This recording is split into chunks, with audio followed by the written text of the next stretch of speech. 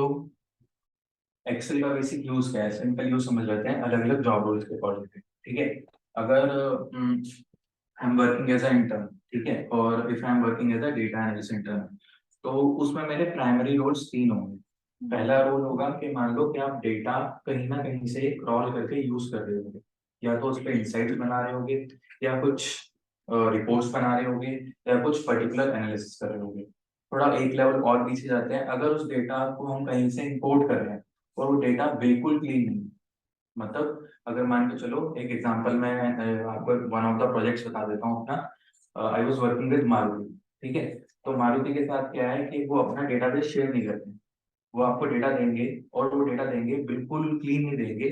60 से 70% के बीच में आपके पास डेटा होगा, और वो क्लीन नहीं होगा आपके पास। तो कभी मान लो एग्जांपल के लिए हमारे पास क्या है, कुछ डेटा है, उसमें आपके मोबाइल नंबर मिसिंग होंगे। ठीक है, कभी आपका मान लो कि नेम ढंग से नहीं लिखे होंगे, कभी मान लो कि आपका मान लो कि कुछ हमें फॉर्म करना होगा डेट से रिलेटेड, एक्स वाई जेड कुछ भी हो सकता है। ठीक है, तो ऐसा डेटा जब हम एक्सेल में लेते हैं, तो एक्सेल से हम सबसे पहले करते क्या है, अगर हम एक एनालिस्ट की पोजीशन पे, प्रॉपर एनालिस्ट की पोजीशन पे काम कर रहे हैं। ऑनलाइन फोन है जय और 50 वो 1:30 का टाइम बोल रहे हैं हमारे। एक सेकंड में आ रहा हूँ।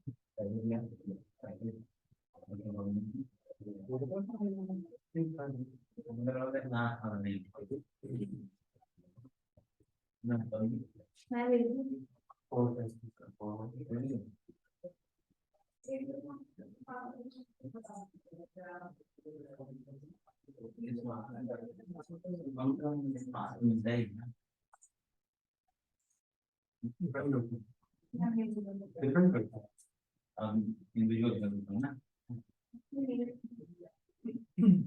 आप एमएस भी अभी ज्वाइन किए, फैमिली चला फैमिली साथ। हाँ जॉब तो नहीं कमी है।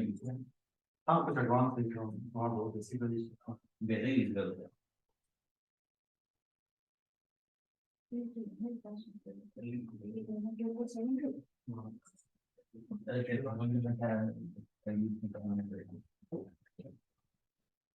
डेटा ऑटो मैनेज करना होता है, देखो जान लो जैसे मैं ये सुपर मार्केट कर रहा है।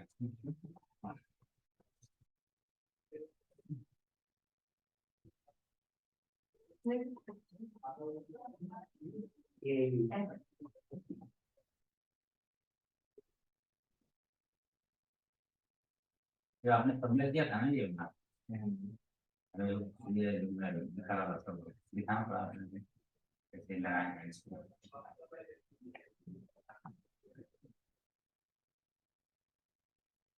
कौन सा वाला है? ये जो है नाम करके बेस्ट पर है बस your conditions ऐसे इसी जगह लिखे हैं। अच्छा ज्यादा ही आगे निकल गए हो गया। हाँ कमी रखते हैं ताकि कैटेगरी टू फॉर्म पड़ा। हाँ कहाँ पे ये ना परचेज कैटेगरी तो टू फॉर्म जाना रहा टू फॉर्म तो हो जाएगा इसमें। अरे एक्चुअली कर लो टू फॉर्म कर लो तब से ये पता चल रहा है गवर्नमेंट आपको कैसे पता चाहिए। चलो कंटिन्यू विद सॉरी ठीक है, अगर हम एक डेटा एनालिस्ट की डोमेन पे जाते हैं, तो एक्सेल कैसे हमारे लिए रोल इंपॉर्टेंट प्ले करता है। प्रॉपर इंटर्नशिप, जो ऐसा नहीं है कि आप थोड़ा मैनेजमेंट का काम कर रहे हो या रिसर्च कर रहे हो, ऐसा कुछ नहीं होगा उसमें। ठीक है, तो उसमें बेसिक क्यों इंपॉर्टेंट है, ये बेसिक इसलिए इंपॉर्टेंट है, कभी कभार डेटा बहुत टाइम चला जाता है, ऐसी ऐसी चीजें होती है जो हमें नहीं पता होती कि डेटा को आइडेंटिफाई इजीली कैसे करें।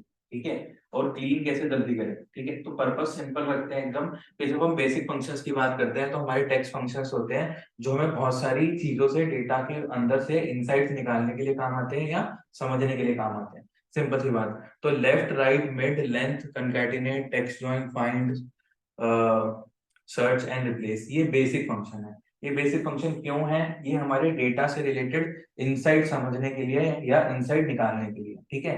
तो ये फंक्शंस हमारे इसलिए इंपॉर्टेंट है, अगर हमें क्लीनिंग करनी पड़ जाए और अगर हमारे पास टाइम नहीं है ज्यादा, या मुझे ऐसा कुछ करना पड़ जाए कि मेरे पास मान के चलो कि लैक्स में डेटा है, मान के चलो 10 लाख या 14 लाख के वॉल्यूम में डेटा है, जो मुझे क्या करना है, बहुत जल्दी समझना है या उससे रिलेटेड उसको नेक्स्ट स्टेप के लिए प्रिपेयर करना है। तो एक तो डेटा हेल्प देखने में हमें समझ आना चाहिए एक्सेल में, एक उसके बेसिक जो ये फंक्शंस है उनको यूज करके हम या क्लीनिंग कर ले, ठीक है, उससे ये एक नेक्स्ट स्टेप पे मूव कर ले कि हाँ इससे कुछ इनपुट हम बना रहे हैं, आउटपुट हम बना रहे हैं, और हमारा फॉर्म हो जाए, ठीक है। इसीलिए बेसिक फंक्शंस जरूरी है, तो इनको करेंगे सबसे पहले कवर आज, ठीक है, समझने के पॉइंट ऑफ व्यू से। फिर नेक्स्ट जो चीज आती है उसके बाद हम थोड़े से पढ़ेंगे हमारे लॉजिकल फंक्शन। लॉजिकल फंक्शंस क्या होते हैं, लॉजिकल फंक्शन यूज कैसे हम करते हैं, ठीक है। और लॉजिकल फंक्शन के मेन है, अगर हम कुछ कुछ जैसे कि मतलब मान के चलो कि काइंड ऑफ कंडीशंस बिल्ड कर रहे हैं अपने डेटा में, तो हम वहां पे क्या करेंगे, लॉजिकल फंक्शन यूज करेंगे। ज्यादातर तो तीन ही होते हैं, ठीक है। एक हो गया इफ, एक नेस्टेड इफ हो गया, या आपका आईएफएस हो गया, या कभी कभार आपको अगर मान लो कि आप बहुत अच्छी कंपनी के लिए अप्लाई कर रहे हो, जहाँ पे क्या है कि आपकी एक्सेल से ही स्किल सेट देखी जा रही है कि आप कितना डीपर लेवल पे सोच सकते हो, क्योंकि सबसे पहले तो टूल्स आए नहीं थे, सबसे पहले तो एक्सेल ही था, ठीक है। तो जो डीपर लेवल टेस्ट होते हैं उसमें क्या होता है कि आपको मल्टीपल तरह के असेसमेंट बनाने होते हैं, ठीक है। तो दे इवेंचुअली टेस्ट आउट कि आपको फंक्शंस कौन कौन से बचा है। तो स्विच भी ऐसा फंक्शन है जो काफी यूज होता है अगर आप थोड़ा एक्सेल ज्यादा यूज कर रहे हो और एक्सेल में आप रिपोर्ट्स प्रिपेयर कर रहे हो, ठीक है।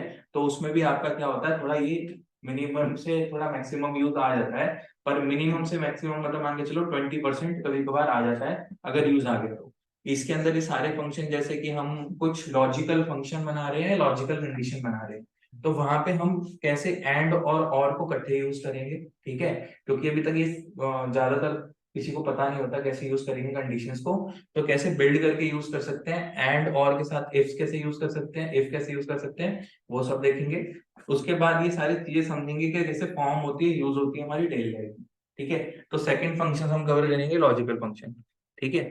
नेक्स्ट जो इसके बाद फंक्शन है वो हमारे लुकअप फंक्शन कवर करेंगे।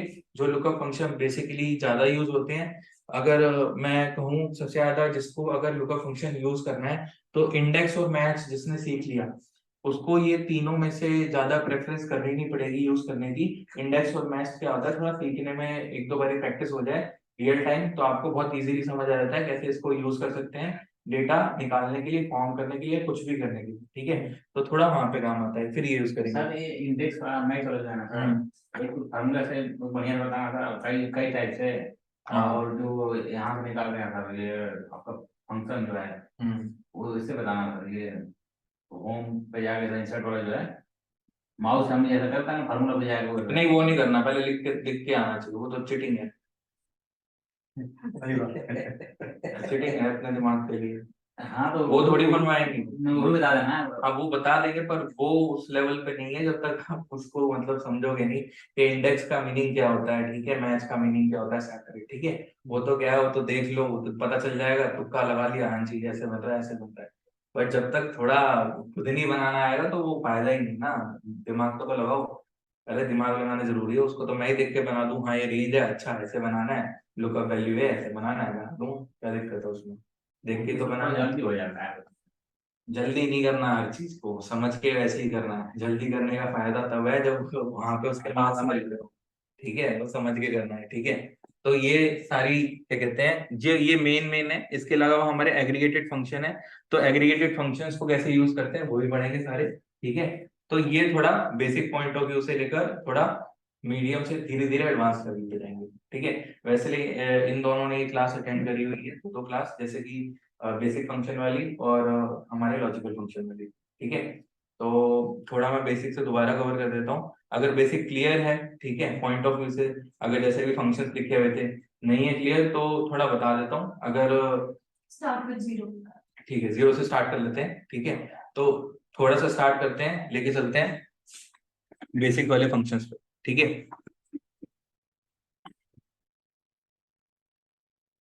तो मैंने एक शीट शेयर करी होगी आपको, खोल लो, ठीक है। उसमें एक शीट खोल लो, शीट 2। एक्सेल का यूजर इंटरफेस सबको थोड़ा थोड़ा पता ही है, आपको भी बताइए, राहुल पता है, ठीक है।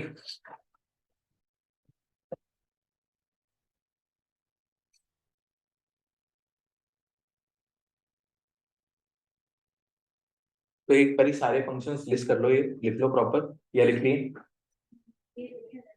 अच्छा, इसमें लिखे हुए मैंने, हाँ फिर तो मैं सब यहाँ, अच्छा ये वाली सेंड होगी क्या?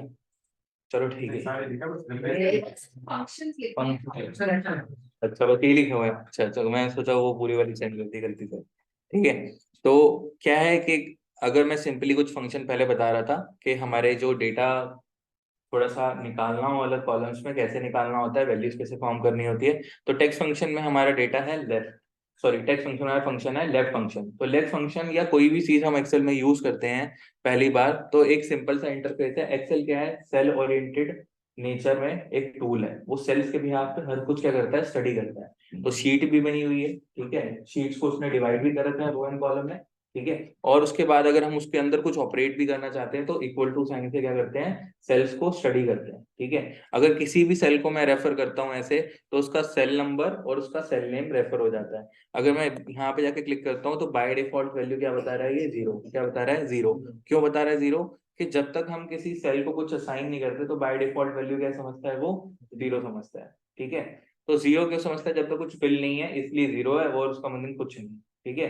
रेफरेंस पे क्या होता है, सेल वर्क करते हैं, और ये मल्टीपल सेल्स क्या करते हैं आपके, अलग अलग शीट में भी वर्क करते हैं। एक शीट से दूसरी शीट में भी आप रेफरेंस यूज कर सकते हो अगर आपको कुछ रिपोर्ट फॉर्म करनी है उस फॉर्मेट से रिलेटेड, या मान के चलो कहीं ना कहीं यूज करना है, सिंपल बेसिक है। अगर हम इसके आगे कुछ लिख देते हैं, जैसे कि एक फंक्शन लिखा हमने लेफ्ट, तो लेफ्ट फंक्शन अगर हम स्टडी करें वो कैरेक्टर्स रीड करता है आपके, एक जो वैल्यू आपने असाइन करी है, ठीक है। जैसे मैंने अपना नाम लिखा हुआ था विशाल, ठीक है।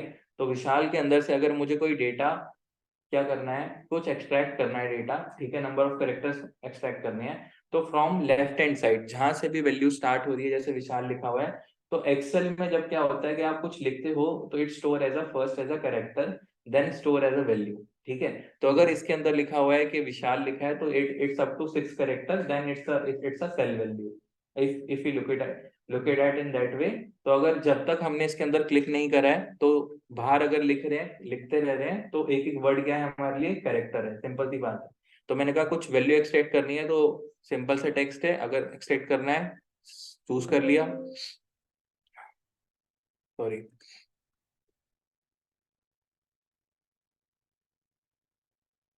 Up to like 4 characters value चाहिए मुझे, ठीक है। तो सिंपली लेफ्ट हैंड साइड से 4 कैरेक्टर्स क्या होंगे आपके न्यू सेल में फॉर्म होके आ जाएंगे, जो आपको वैल्यू चाहिए। सेम विद अगर हम देखते हैं राइट, तो राइट से आ जाएंगे। अगर हम देखना चाहें मिड से, तो मिड से भी निकाल सकते हैं। इज इट पॉसिबल अगर यहाँ पर फॉर एग्जांपल यहाँ पे दो दो आ रहे हैं, फर्स्ट नेम एंड सरनेम, अब मुझे सरनेम के कैरेक्टर्स काउंट करना है। सर नेम के लिए हम क्या यूज कर सकते हैं, फाइंड, ठीक है। और सर नेम के कैरेक्टर्स के लिए अगर हम सिर्फ उसका नंबर ऑफ कैरेक्टर चाहिए, ठीक है, तो हमें पर्टिकुलर कंडीशन मेंशन कर सकते हैं, तो वो मतलब वहाँ सीखेंगे। कंडीशन का मैं अप्लाई हाँ, कंडीशन, एक से ज्यादा कंडीशन, जैसे भी सेपरेट कंडीशन है, ठीक है। अगर मुझे चाहिए, जैसे पूरा नाम लिखा हुआ है विशाल चौहान, मुझे चाहिए सिर्फ नंबर ऑफ कैरेक्टर का, मान के चलो जब भी सरनेम लिखा है उसके कैरेक्टर्स क्या हो जाए, या कैलकुलेट हो जाए, या अप टू दीज कैरेक्टर्स हमें पता चल जाए कि कितने कैरेक्टर्स हैं, उसका एक नंबर आ जाए, तो कर सकते हैं वो देखेंगे कैसे कैसे करेंगे। तो अभी बेसिक के वे तो बेसिक के हिसाब से समझते हैं कि कैरेक्टर्स कैसे निकालता है वैल्यू के। अगर इसी के आगे लिखा है तो ये मैंने लेफ्ट लिखा है, ऊपर हेडिंग लिख दी लेफ्ट।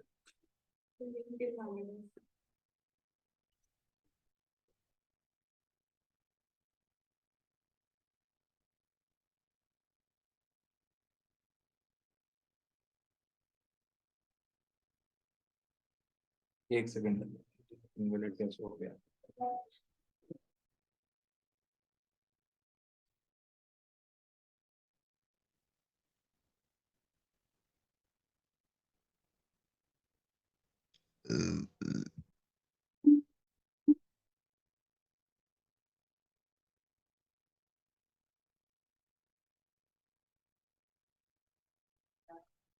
जय, ये स्टार्टिंग क्लास है एक्सेल के लिए, ठीक है। और सृष्टि, ये भी एक स्टार्टिंग क्लास है एक्सेल के लिए, तो हम बेसिक से टॉपिक कवर कर रहे थे, ठीक है। अच्छा। शायद आपको लिंक सेम नहीं आया होगा, ये सेम ही हाँ लिंक, प्रीवियस लिंक जो था, ठीक है, हाँ। तो सेम ही है, बस बेसिक से स्टार्ट कर रहे हैं, तो कवर करेंगे इसको टॉपिक, वही सब स्टडी कर रहे हैं, एक बार देखते रहो, ठीक है। और ये वाली फाइल अगर नहीं है किसी के पास तो मैं मेल कर देता हूँ, सृष्टि आपके मेल आईडी चैट में लिखना है यहाँ पे। एक हम्म।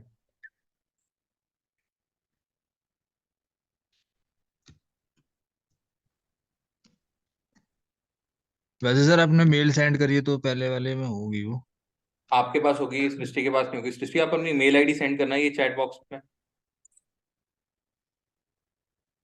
सर ये कौन सी फाइल भेजी है आपने, नाम बताना है एक ये बार वही इसका। वाली है जो हम हर बार यूज करते हैं ना बेसिक स्टडी करने के लिए। एक मिनट। ये खुली हुई है, देखो मैं बता देता अब हूँ आप एक बार दिखा दो बस, वो राइट डाटा वाली है कौन सी है। ये दूसरी है, ये वाली है बेसिक वाली, कीज जिसमें हम एक्सेल में यूज करते थे ना, ये वाली फाइल है। अच्छा अच्छा, भेज ही दो सर, मैंने लिख दिया है। लिख दिया आपने, ठीक जी। है। हेलो। हाँ रुक जाओ, भेज रहा हूँ, रुक जाओ।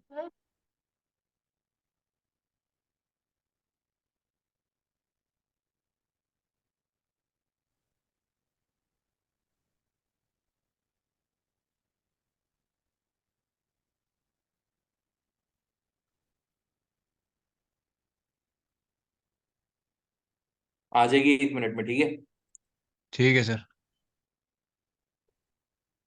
तो मैं क्या समझा रहा था, जब भी हम कोई फंक्शन लिखेंगे एक्सेल में, हमेशा इक्वल टू रेफरेंस डाल के लिखेंगे, सिंपल है और कुछ नहीं करना। और सेल की रेफरेंस ही क्या होते हैं, सेल रेफर होते हैं, इसी के बाद हम कोई फंक्शन ऑपरेट करने के लिए लिख सकते हैं, ये सिंपल है, इससे नेचर है हमारा, ठीक है, प्रोडक्ट का, ठीक है। तो फिर अगर हम आगे बढ़ते हैं, ये सिंपल लेफ्ट वाली अगर वैल्यू एक्सट्रैक्ट करनी है तो लेफ्ट से कर ली, अगर राइट से एक्सट्रैक्ट करनी है तो मैं यहाँ पे सिंपल एक राइट का केस लिख देता हूँ समझाने के लिए, कि राइट के केस से कैसे करेंगे अगर राइट से वैल्यू चाहिए। तो अगर मैं सेम वैल्यू अगर राइट से एक्सट्रैक्ट करना चाहता हूँ तो मैंने लिखा राइट फंक्शन, कौन सा टेक्स्ट है, ये वाला ही टेक्स्ट है, यही सेल की वैल्यू है, सिंपल समझने के पॉइंट ऑफ व्यू से, और अप टू 3 कैरेक्टर्स चाहिए, तो सिंपली 3 कैरेक्टर्स के लिए लास्ट में हमने लिख दिया ये 3 अप टू 3 कैरेक्टर्स क्या करे, वैल्यू हमारी फेच करे, ठीक है, फ्रॉम राइट हैंड साइड, ठीक है। ये मैं सिंपल सिंपल क्यों बता रहा हूँ, क्योंकि शायद सृष्टि आपने तो करा नहीं है पहले कभी, तो एक बार आप पहले देख लो, ठीक है, कोई क्वेश्चन है फिर पूछ लो, फिर हम आगे कंटिन्यू करेंगे, ठीक है। Sir hello. हेलो, मैं कह रहा हूँ सृष्टि आपने पहली बार देखा है तो आप कोई क्वेश्चन है आप पूछ लो, ठीक है, क्योंकि आपकी पावर बीआई वाला सेशन चल रहा था वो, अगर आपको एक्सेल का ये टॉपिक अभी लिखा हुआ है, ठीक है, इससे रिलेटेड कोई क्वेश्चन है पूछ सकते हो, मैं नहीं तो सर मैं दोबारा। मैंने यस सर मैंने एक्सेल से ही ज्वाइन किया है ये। वो सर उसमें क्या हुआ था, मेरी क्लास तो बीच में सर मैंने क्लास नहीं दी थी दो, फिर उनके मतलब मैम ने मुझे रिकॉर्डिंग भी भेजा था, फिर सर उसमें मेरे थोड़े डाउट थे, तो मैम ने बोला था कि मैं सर यूनिवर्सिटी से भी लेट आती थी, फिर क्लास ज्वाइन करने में थोड़ा टाइम लगता था, तो इसलिए सर मैं सोची थी मैं वीकेंड ले लूँ, अभी ये सही है सर, सैटरडे और संडे। चलो ठीक है, फिर कंटिन्यू करते हैं, ठीक है। सर और एक चीज और बताओ, ये जो मेरा पावर बीआई है ना सर, ये उसमें से मतलब ये उसमें ये शो नहीं कर पा रहा। क्या नहीं शो कर पा रहा, ये जो मतलब मैंने ये फाइल खोल लिया है अभी। पावर बीआई में नहीं, ये तो एक्सेल में। No sir. स्क्रीन शेयर करना। 1 मिनट।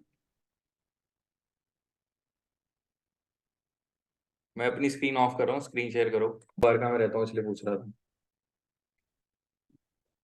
तो सृष्टि, जब पहली बार हम इंटरफेस देखते हैं एक्सेल का तो कुछ ऐसा सा दिखेगा, आपके में भी कुछ सिमिलर टैब्स दिखेंगे।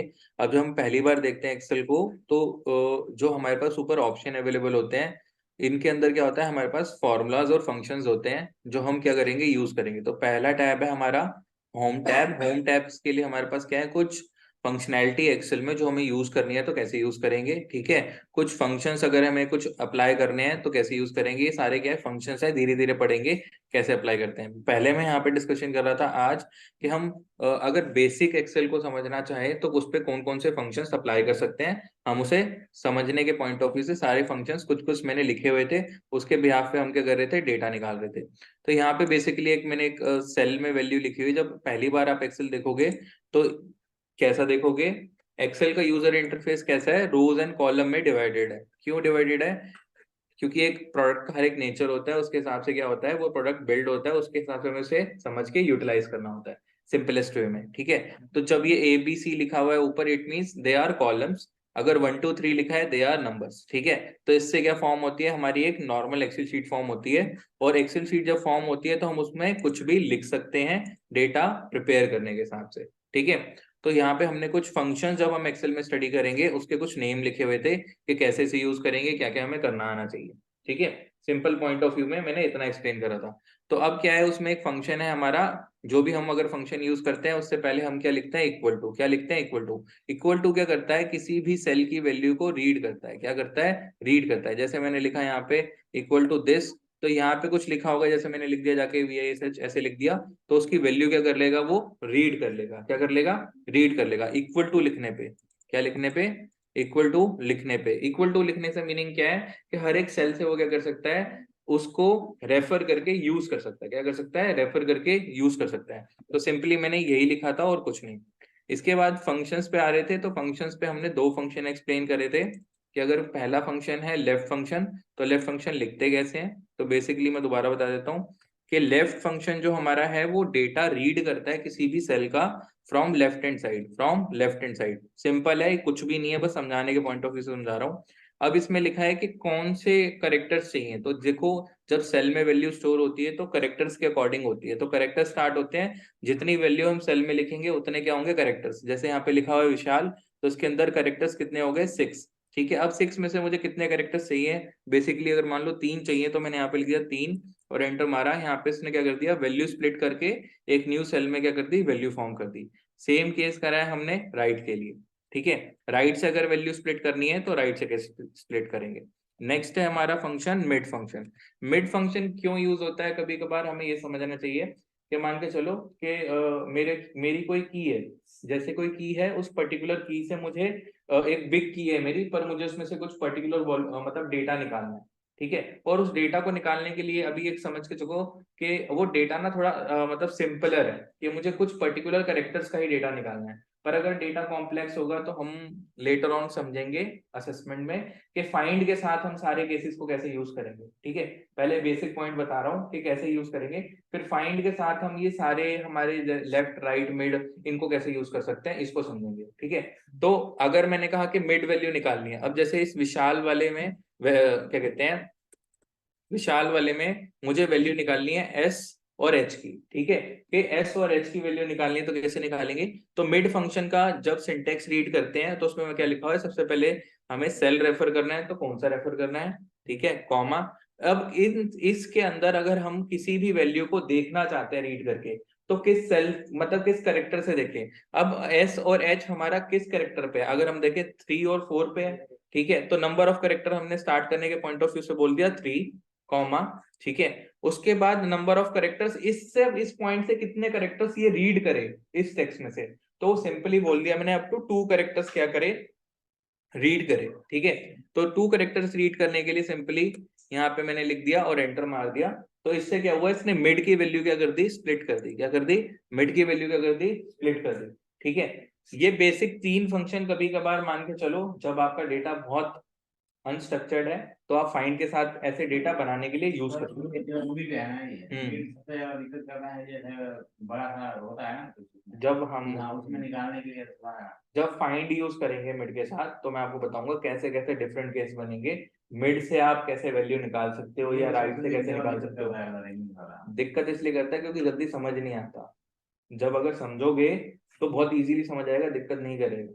दिक्कत क्यों करता है, एक्सेल में बहुत सारा बड़ा रहता है ना सर, उस केस में निकालने के लिए नंबर हो गया। वही मैं समझा रहा हूँ कि समझने से पहले उसके करेक्टर समझने होते हैं। जैसे अभी मैंने बताया नहीं है कि करेक्टर कैसे रीड करना है। हाँ, देखो देखो करेक्टर कैसे रीड करते हैं, तो ये निकल गई ऐसे mid value, simple mid value निकालने के लिए। ठीक है, नेक्स्ट अगर बात करते हैं, यहाँ पे मैंने मिड मिड लिखा है तो उसको थोड़ा एक मिनट नीचे कर देता हूँ समझाने के लिए। यहाँ पे मैंने मिड फंक्शन लिख दिया।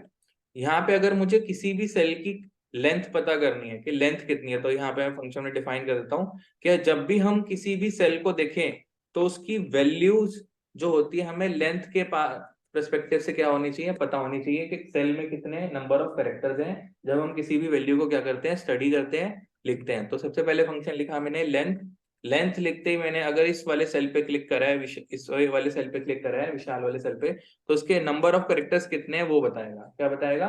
नंबर ऑफ करेक्टर्स कितने हैं वो बताएगा। ठीक है, तो विशाल में कितने करेक्टर्स हैं? अप टू 6 करेक्टर है, उसकी क्या बता रहा है ये? लेंथ। तो जब हम देखो, जब हम एक चीज को ब्रेक डाउन करके समझते हैं तो इजीली समझ पाएंगे कि हमें कभी फाइंड, अभी हम पढ़ेंगे फाइंड पढ़ेंगे, फाइंड के साथ मान के चलो थोड़ी देर बाद हम, या जब भी हम असेसमेंट करेंगे तो हम समझेंगे कि लेफ्ट राइट मिड इनको कैसे यूज करेंगे, फिर अगर इनकी लेंथ को कैसे यूज करेंगे। ये थोड़ा डेटा क्लीनिंग वाले पार्ट में आ जाता है। ठीक है, अगर डिफाइन नहीं है बिल्कुल ऐसी चीजें तो वहां पे आ जाता है। तो अभी लेंथ फंक्शन क्या बताएगा? हमेशा जितनी सेल की अंदर वैल्यू होगी उसकी क्या बताएगा? लेंथ बताएगा कितनी होनी चाहिए। ठीक है, तो ये समझने वाले पॉइंट ऑफ से ये हमें थोड़ा बहुत बेसिक आइडिया होना चाहिए कि सेल के अंदर वैल्यू है तो उसकी लेंथ क्या होगी। ठीक है, नेक्स्ट वाला जो फंक्शन है वो है हमारा, अभी मान के चलो, कनकैटिनेट। कनकैटिनेट का मीनिंग क्या है? कनकैटिनेट का मीनिंग अगर सिंपल भाषा में अगर हम समझे, मैं थोड़ा सेल यहाँ पे आगे चले जाता हूँ, कि अगर मैंने कोई वैल्यू लिखी हुई है, एग्जांपल के लिए यहाँ पे लिख दिया मैंने, अलग अलग वैल्यूज को जोड़, हाँ, अलग अलग वैल्यूज को जोड़ के हम एक सिंगल सेल वैल्यू बनाते हैं या सिंगल डेटा बनाते हैं, जो हमें अलग अलग सेल्स से क्या होता है फॉर्म होकर हमारे पास आ रहा होता है। सिंपल सी बात है, कोई हम कंडीशन बना रहे हैं जहाँ पे हमें वो सारी कंडीशन पर्टिकुलरली उस ही आउटपुट से रिलेटेड चाहिए। ठीक है, तो कनकैटिनेट का लिखते कैसे है? कनकैटिनेट फंक्शन। ठीक है, कनकैटिनेट, अब इसके अंदर जो भी आपका डेटा आता है, ठीक है, वो एट द एंड क्या बन जाता है? टेक्स्ट बन जाता है। क्या बन जाता है? टेक्स्ट बन जाता है। टेक्स्ट क्यों बन जाता है? क्योंकि इसका जो आइडेंटिकल डेटा टाइप है बनाने में वैल्यू का, वो एट द एंड क्या बनाएगा? टेक्स्ट ही बनाएगा। ठीक है, अगर बाद में जाके आप उसका डेटा टाइप चेंज करना चाहते हो तो चेंज कर सकते हो। बेसिक थिंग ये है कि हम पहली बार कर रहे हैं तो हमें ये थोड़ा बहुत आइडिया होना चाहिए कि हम जब कर रहे हैं तो ये क्या बना रहा है? एट द एंड टेक्स्ट ही बना रहा है। अगर मैं सिंपली बात कहूं, अगर मैं किसी चीज को कनकैटिनेट कर रहा हूं तो मैं नॉर्मली इन सेल्स को सेलेक्ट करके एक सेल लिखा मैंने K2, फिर एक कंडीशन कंप्लीट करने के लिए क्या लिखा? कॉमा, कि एक कंडीशन कंप्लीट हो गई है, नेक्स्ट वैल्यू अगर ऐड करनी है तो दोबारा से नेक्स्ट वैल्यू ऐड करने के लिए नेक्स्ट वैल्यू सेलेक्ट कर ली, फिर देन कॉमा, फिर नेक्स्ट वैल्यू सेलेक्ट कर ली, देन अगर और वैल्यूज है तो we can add the values, नहीं तो normally we can concatenate the value. तो कनकैटिनेट ने करा क्या? किसी भी सेल की वैल्यू को ज्वाइन कर दिया। क्या कर दिया? ज्वाइन कर दिया, और कुछ नहीं करा। अगर ये पहला बेसिक स्टेप है कनकैटिनेट करने का, कनकैटिनेट से क्या होता है? आपकी अलग अलग सेल्स की वैल्यू क्या हो जाती है? कंबाइन हो जाती है और न्यू सेल में फॉर्म हो जाती है। ठीक है, ये बेसिक यूज है। अगर हम कुछ थोड़ा एक्स्ट्रा इसमें ऐड करना चाहते हैं तो एक्स्ट्रा ऐड करने के लिए पहले समझते हैं इसमें एक्स्ट्रा चीज कैसे ऐड कर सकते हैं। जैसे मैं इसमें स्मॉल डैश डाल रहा हूँ, क्या डाल रहा हूँ? स्मॉल डैश, और एंटर मारा मैंने, इसी को कॉपी करा और इसी को क्या कर दिया? यहाँ पे पेस्ट। सिंपल कमांड है, कॉपी एंड पेस्ट। जब हम करेंगे तो हमें समझ आ जाएगा कैसे कैसे अगर हमें वैल्यू फॉर्म करनी है तो कैसे फॉर्म होगा। ठीक है, तो यहाँ पे जाके सिंपली अगर मैं नया कोई फंक्शन बनाना चाहता हूँ कनकैटिनेट से, कि x के बाद क्या हो? मेरा स्मॉल डैश ऐड हो जाए या कुछ भी ऐड हो जाए, कोई स्पेशल कैरेक्टर ऐड हो जाए या कोई मेरा टेक्स्ट ऐड हो जाए, तो कैसे होगा? तो सिंपल सी बात है, जब हम पहली बार सेल को रेफर करते हैं कॉमा, तो हमारे पास क्या है? एक कनकैटिनेट में ऑप्शन भी है, हम खुद भी कुछ भी ऐड कर सकते हैं जो हमें ऐड करना है। ठीक है, तो मैंने सिंपली जाके लिखा इसके अंदर स्मॉल डैश कॉमा, फिर इसके बाद मैंने जाके लिखा y। ठीक है, फिर लिखा मैंने डबल इनवर्टेड कॉमा में एग्जांपल के लिए स्मॉल डैश, फिर एंड में जाके मैंने लिख दिया y और कर दिया ब्रैकेट बंद। तो सिंपली जो वैल्यू फॉर्म हो गई, वो अगर मुझे कुछ पर्सनली फॉर्म करनी है या कोई मतलब कॉलम वैल्यू समझ के फॉर्म करनी है, उस कंडीशन में हम क्या यूज करेंगे? कनकैटिनेट। ठीक है, सिंपल है, इससे सिंपल और कुछ नहीं है समझने के लिए। तो एक बारी जिसने ऑनलाइन ये तीनों चारों चीजें समझ आ गई हैं, एक बार एग्जांपल बना लो, फिर हम 5 मिनट में आगे कंटिन्यू करते हैं। ठीक है,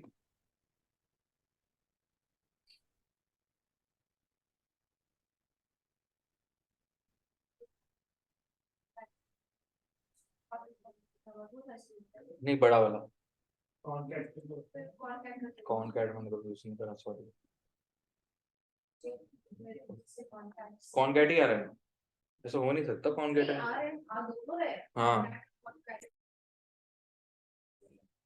सेम है, बट वो एक रेंज तक लेता है, एक डिफरेंट पता कर लेते हैं। मैंने कभी दोनों में से मैंने भी कभी यूज नहीं करा, मैं तो ज्यादातर यही यूज करता था। ये दोनों फंक्शन सेम ही है, बस नेम अलग है। नहीं, कुछ डिफरेंस है बट इतना, जो मैं तो सारे केसेस कवर हो जाएं तो इसलिए मैं कॉन्कैटिनेट पूरा यूज करता हूँ। पर कुछ केसेस में जैसे है ना, वो यूज नहीं करता, मतलब यूज केस पूरा डिफाइन नहीं करता जनरली।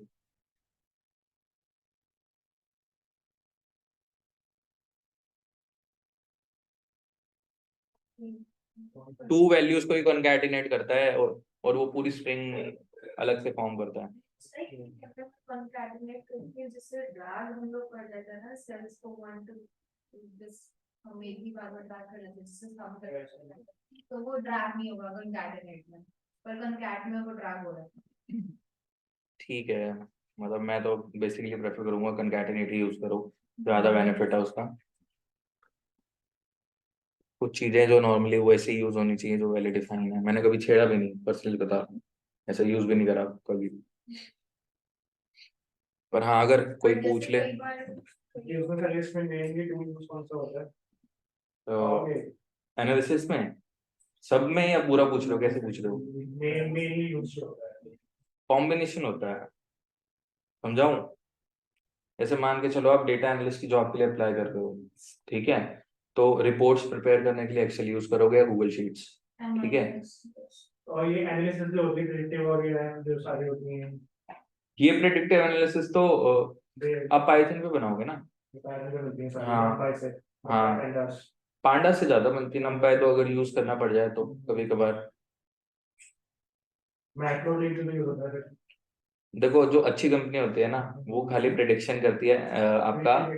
हाँ, वो नहीं, समझा देता हूँ। अगर जो अच्छी कंपनी है वो पाइथन पे करेगी आपके प्रिडिक्शंस, ठीक है, एनालिसिस करेगी कोई बीआई टूल पे, जैसे पावर बीआई उठा लो, जो काफी रिपोर्ट्स चाहिए, ठीक है। बिजनेस पेनिट्रेशन के लिए, मैनेजमेंट के लिए वैसे तो कंपनी कॉम्बिनेशन देखती है, किसी भी कैंडिडेट में अलग नहीं जा सकती। अगर एक स्टार्टअप में हो, ठीक है, तो सीक्वल पाइथन, फिर तो कॉम्बिनेशन चाहिए। हाँ, क्योंकि 6 महीने आप किसी एक प्रोजेक्ट पे होगे, फिर 3 महीने किसी और। क्या ओजीडी क्या है? मिलती है पर वो बेनिफिट नहीं है, मैंने भी लिया है, उसका कोई यूज नहीं, उसका तो कोई यूज ही नहीं है। मतलब बिठा, वो क्या होता है कि वो कंपनसेशन दिखाना होता है कंपनी को।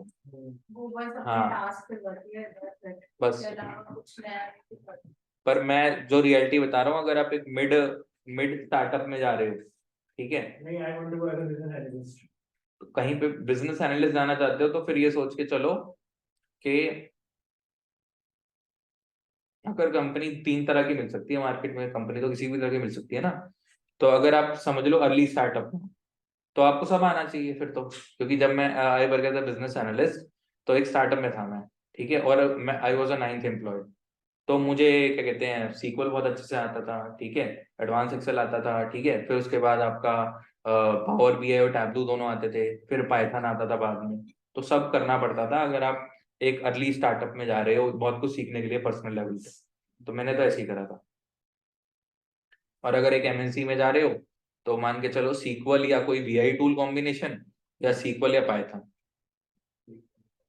ठीक है, क्योंकि अगर मान के चलो जैसे इंटरव्यू देने भी हैं तो कॉम्बिनेशन स्किल्स ज्यादा काम आती है, सेपरेट काम नहीं आती।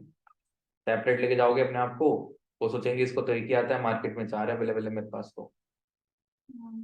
तो ऐसे चले के चलो। सीक्वल, इंडियन मार्केट स्ट्रक्चर ऐसा है कि या सीक्वल तो कंपलसरी है, ठीक है, सीक्वल कंपलसरी है तो सीक्वल हो गया। और एडवांस एक्सेल तो मान के चलो कि जब आपको रिपोर्ट्स अच्छी प्रिपेयर करनी पड़ जाती हैं। एडवांस एक्सेल तो वो फिर प्रिज्यूम में भी चलते कि आता ही होगा, सीक्वल अगर आपने लिख दिया तो वो प्रिज्यूम, हाँ, वो प्रिज्यूम्ड है, वो प्रिज्यूम्ड है वो। कि एक्सेल आता है। ये है, ठीक है।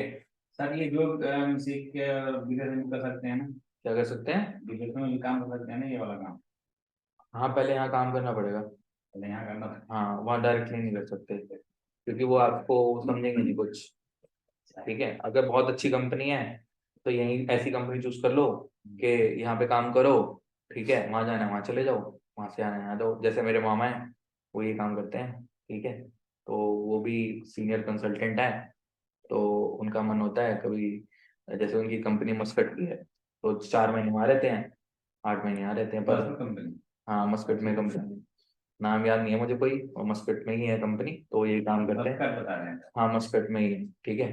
तो वही है तो, पर उन्होंने बहुत टाइम दिया है, 12-13 साल दिए हैं उस चीज को।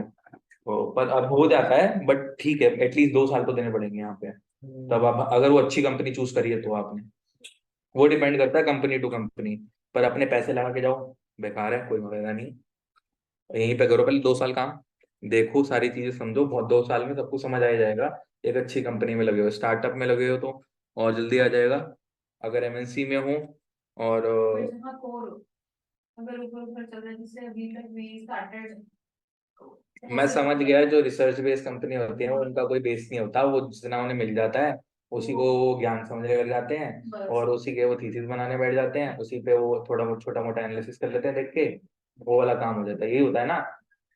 हाँ बस यही होता है, फिर तो इसमें होता ही क्या। हाँ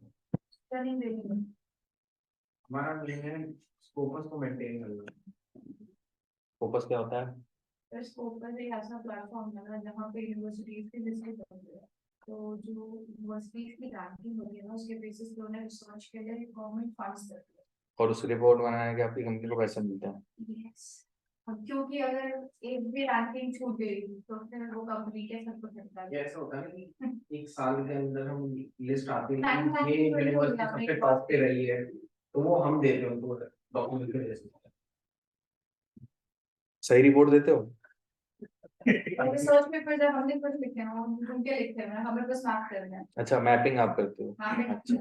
रिसर्च उन्हीं की लिखी है। मेरा दोस्त रिसर्च एनालिस्ट था पहले, तो वो बहुत, मैंने उसको एक दिन क्लास ली थी ऐसे ही बिठा के, मैंने कहा भाई तू करता क्या है, बता दे मुझे। तो वो बता रहा कि हम पूरा प्रिपेयर नहीं करते हैं ये कोई सब। भी। हाँ वो पूरी पूरी स्ट्रेटेजी समझा रहा मुझे, ये ऐसे ऐसे करते हैं, हम ऐसे ऐसे करते हैं। मैंने कहा तुम सही तो करते नहीं, ये तो assumption है। You cannot explain research, हाँ right? हर कंपनी का अलग वे। हाँ, अलग प्रोडक्ट का, अलग मार्केट का, सब कुछ अलग हो सकता है, पर वे तो वही है, एट द एंड दिखी क्या रहा है, नंबर। नंबर तो मैं बना दूं बैठ के। बट रिसर्च के साथ साथ में यहाँ पे मैपिंग, जहाँ पे आपका वो मैपिंग वाला काम है, मैं समझ गया, पर जो रिसर्च एनालिस्ट होते हैं ना बहुत शाणे होते हैं, क्योंकि उन्हें ना पूरे दिन यही काम दिया जाता है कि ये काम करो बैठ के, इसकी पीपीटी बनाओ, इसका ये बनाओ, इस प्रोजेक्ट का ये बना दो। एक रिसर्च होता है कि सेम रिसर्च। हाँ ठीक है, आगे बढ़े। ऑनलाइन समझ आ गया? हाँ सर, आ गया। लिंक तो नहीं दिख रहा है, ये क्या चक्कर है?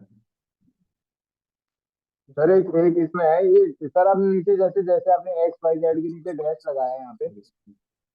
सॉरी, ठीक है। हेलो। हाँ ठीक है दिख गया, समझ गया मैं, मिस्टेक हो गई थी।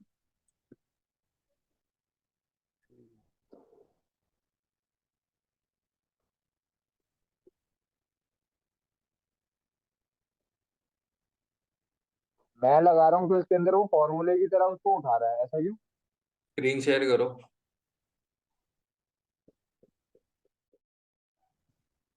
नहीं नहीं, आप स्मॉल डैश लगा के ना कोई सेल रेफर मत करो, माइनस का साइन लगाओ, एंटर मारो बस, सिंपल।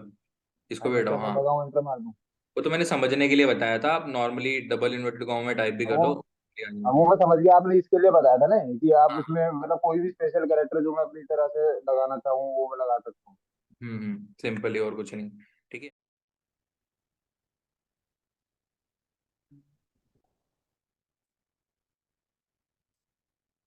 नेक्स्ट जो है टेक्स्ट जॉइन है। टेक्स्ट जॉइन क्यों यूज होता है, इसके 3 पर्पस हैं, तो वैसे बेसिकली अलग अलग अलग क्या कहते हैं, जैसी प्रॉब्लम है उसी के हिसाब से बता रहा हूँ, ठीक है। तो अब सिंपली मैं आपको एक डेटा यहाँ पे बना के दिखा देता हूँ समझने के लिए। यहाँ पे लिखा हुआ है मैंने ईमेल आईडी, ठीक है, और इस ईमेल आईडी में मैंने लिख दिया जाके एग्जाम्पल के लिए चलो थोड़ा कॉम्प्लेक्स बना देते हैं, ठीक है, समझने के लिए एक और कॉलम ऐड कर देते हैं इसमें।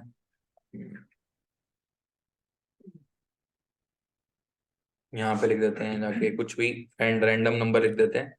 तो यहाँ लिख दिया जाके एग्जाम्पल के लिए नेम XYZ, ऐसे लिख दिया नेम, और कुछ नहीं है, सिंपल समझाने वाले पर्सपेक्टिव से, और कुछ नहीं है, ठीक है।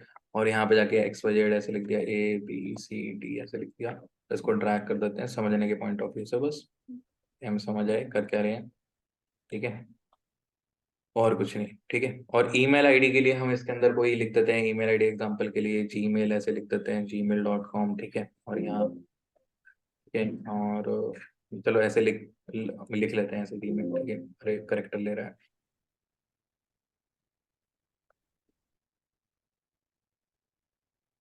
चलो ठीक है, ABC लिखा हुआ है एग्जाम्पल के लिए समझने के लिए, ठीक है।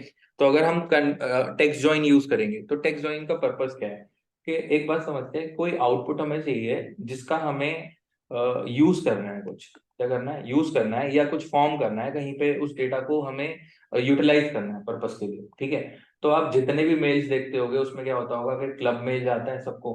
क्लब मेल कैसे जाता है, 1,000 बंदों को, 10,000 बंदों को क्लब मेल कैसे जाता है कि किसी ने एक स्ट्रैटेजी बना रखी होगी कि सबको मेल करना है, इसी टाइम पे मेल करना है और एक ही बारे में सबको मिल जाए। तो टेक्स्ट ज्वाइन का एक पर्पस बता रहा हूँ, जैसे कि मान लो जितने भी डिजिटल मार्केटिंग वाले होते हैं वो क्या करते हैं, इस फंक्शन का बेसिक यूज करते हैं, ठीक है। वो ईमेल आईडीज उठाते हैं या किसी को टेक्स्ट करना हो, चाहे मेल करना हो, चाहे उसको फोन नंबर से बहुत सारे SMS भेजने हो, तो they eventually make a list और prepare that list to send to many peoples, ठीक है। तो इस कॉन्टेक्स्ट में हम यहाँ पे थोड़ा सा मैं समझा रहा था कि अगर हम यूज कर रहे हैं तो कैसे करेंगे।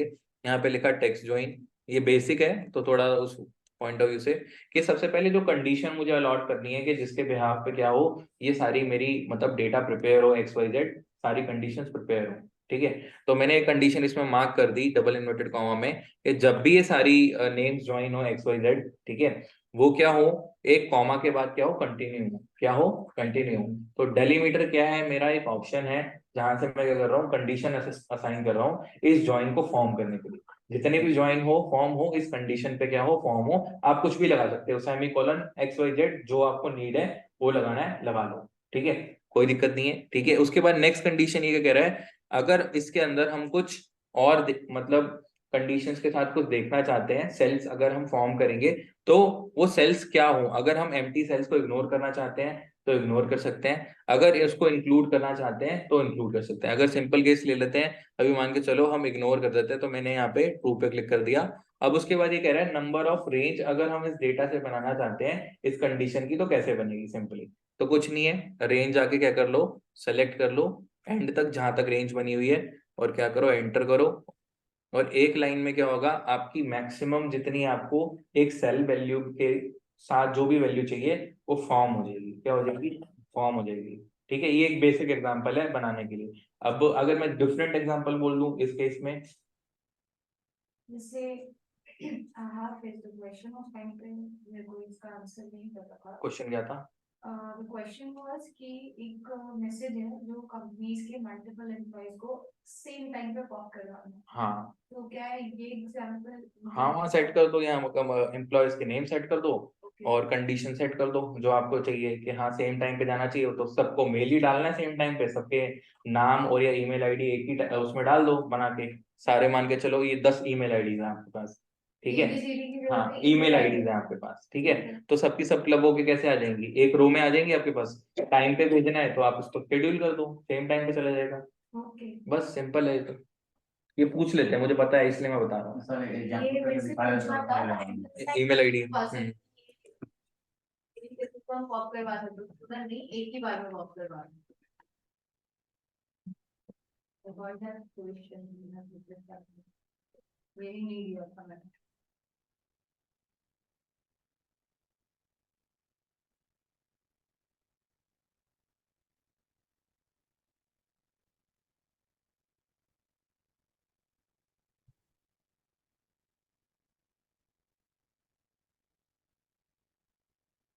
ठीक है। तो एक ही लाइन में क्या होगी, अलग अलग ईमेल आईडी आ गई आपके पास टेक्स्ट जॉइन से। अब इन जैसे मान के चलो मेरे डिपार्टमेंट में 10 लोग हैं, मैंने कहा सबको आपको एक सेम टाइम पे मेल भेजना है, तो 10 ईमेल आईडीज आपके पास करेक्टर में पहले पास होनी चाहिए आपके, ठीक है। फिर क्या होना चाहिए, उन क्लब उस सारी ईमेल आईडीज को आपको क्या करना है, क्लब करना है एक ही कंडीशन पे कि सारी ईमेल आईडीज क्या हो, एक ही रो में आपकी फॉर्म हो जाए। तो मैंने डेलीमीटर कंडीशन क्या दी, जब भी आप किसी एक रेंज को सेलेक्ट करोगे क्या ऐड होगा, कॉमा, क्या ऐड होगा, कॉमा। और अगर हम उसके अंदर लेके चल रहे हैं कि एक कंडीशन लेके चल रहे हैं, अगर हम एम्प्टी सेल्स को इंक्लूड करना चाहते हैं तो इंक्लूड कर सकते हैं, इग्नोर करना चाहते हैं तो इग्नोर कर सकते हैं। इंक्लूड के लिए मैंने लिखा हुआ है ट्रू, ट्रू है, ट्रू असाइन। यहाँ ज्वाइन करके और मेल यहाँ कॉपी करके और उसमें पेस्ट कर हाँ बट डायरेक्ट मेल में डाल दो, CC में जो होता है, बस सिंपल सा है, और क्या है। बहुत सारे लोग ऐसे ही करते हैं, ऐसे ही होता है ये वाला स्टेप, ठीक है। तो मैं तो जब एक डिजिटल मार्केटर से मिला था तो मैंने पूछा तू मेल कैसे भेजता है, तो उसने मुझे बताया मैं ऐसे देखता हूँ। हाँ ठीक है, है तो ऐसे ही होता है कि ऐसे एक केस में ऐसे यूज कर सकते हैं। ये सिंपल है, ये बहुत बेसिक है। अगर किसी को फर्स्ट टाइम नहीं पता है तो या तो अवेयरनेस में नहीं आया होगा, ठीक है, अवेयरनेस में नहीं आया, कोई बात नहीं, होता है ऐसा। काफी काफी चीजें मेरे पास भी होती है। जैसे देखो कंकैटिनेट और कंकैटिनेट, कंकैट में और कंकैटिनेट में मैंने कभी डिफरेंस नहीं लिया, मैं हमेशा कंकैटिनेट ही देता था प्रॉपर, ठीक है। तो ऐसा हो सकता है कि अवेयरनेस में ना हो, बस सिंपल सी चीज है और कोई बड़ी बात नहीं, ठीक है। तो ऐसे क्या कर सकते हैं हम, यूज कर सकते हैं। इक्विवेलेंसी को फॉल्स कर दूंगी तो जितने भी बीच में एक्स्ट्रा कॉमा आ जाएंगे, एक्स्ट्रा कॉमा मेंशन हो जाएगा, हाँ वो नहीं चाहिए हमें, ठीक है। तो इसलिए हम इसको इंक्लूड कर लेते हैं कि अगर वो बाय डिफॉल्ट अगर स्पेस है तो उसका कॉमा काउंट ना करे। Type in inverted comma, no, normal comma in between you, if you are writing the value, if you are writing the value, लिखा हुआ है सर, इसमें कहीं स्पेस हो गई ईमेल आईडी में, तो ईमेल आईडी को मिल नहीं जाएगा और क्या होगा। तो उसको कोई सॉल्व है सर, यहाँ ज्वाइन वो तो जब आप देख के डालोगे तो देख के ही डालोगे ना, ज्यादा होगा तो थोड़े से बोलता है। वो उससे पहले देखो प्रीवियस कॉलम में कैरेक्टर का लेंथ का चेक मार लो कि अच्छा लेंथ चेक है, वेरीफाई चेक करके मार लो, हाँ हाँ सेम चेक है तो वो मार लो।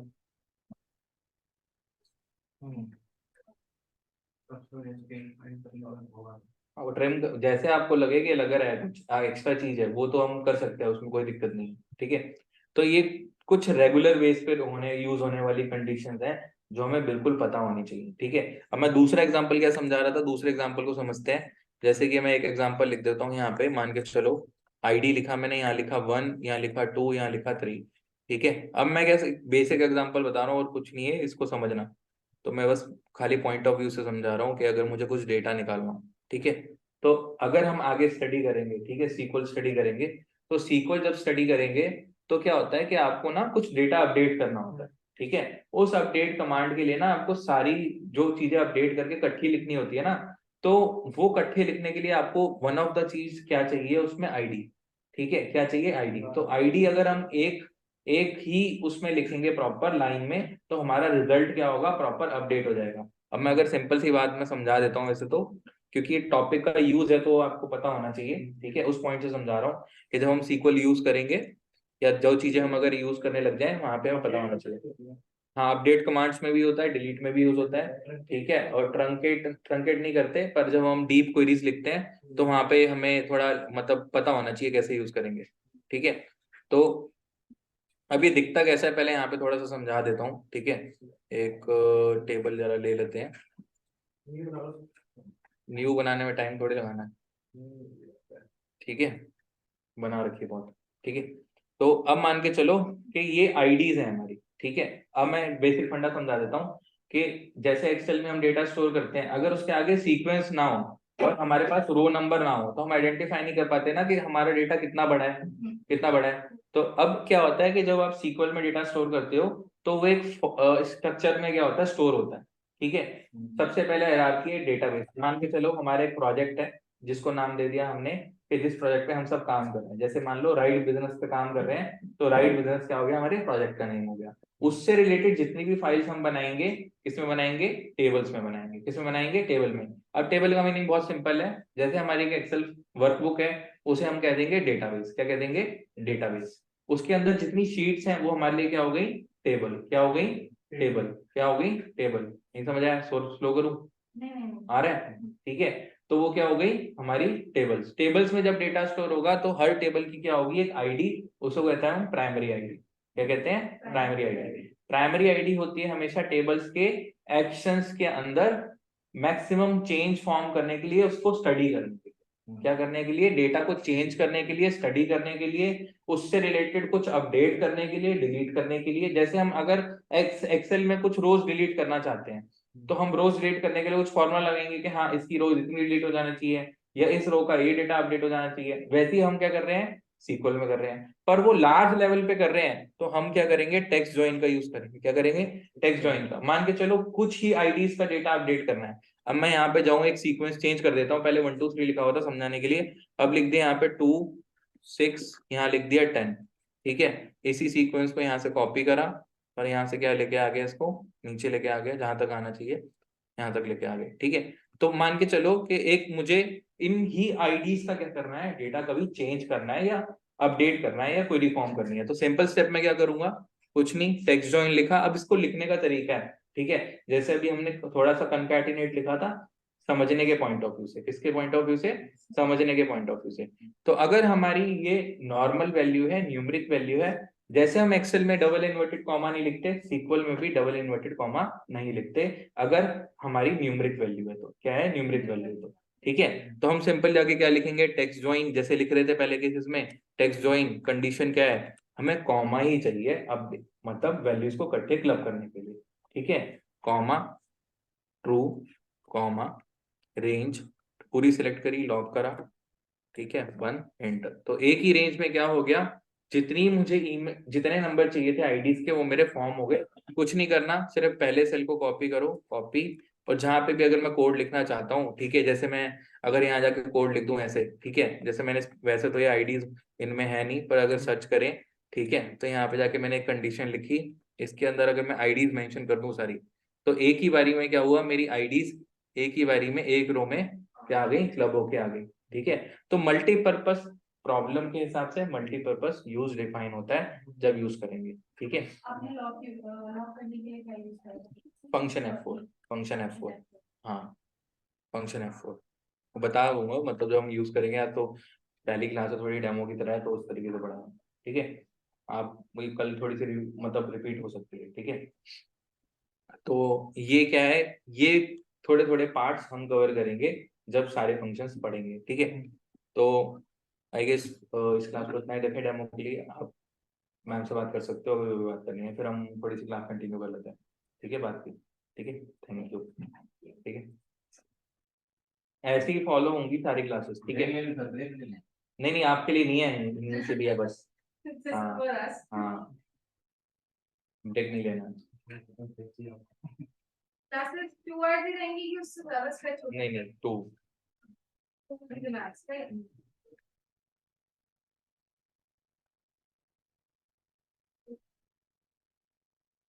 फॉलो अप यही होगा, जैसे एडवांस एक्सेल अगर ढंग से आ गया है, ठीक है, फिर देन वी कैन, एक्चुअली क्या है, हम 3 सेट्स में लेते हैं, ठीक है। अगर स्टूडेंट्स आते हैं तो they can start with advance Excel, ठीक है, SQL and power BI. Python नहीं दे सकते डायरेक्ट, क्योंकि लॉजिकल अंडरस्टैंडिंग बनानी पड़ती है। I tried Python no no, online, but मत like करो।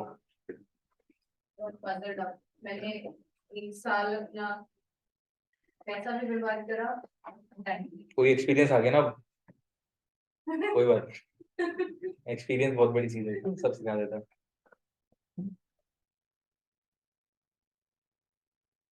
Thank you so much. Welcome.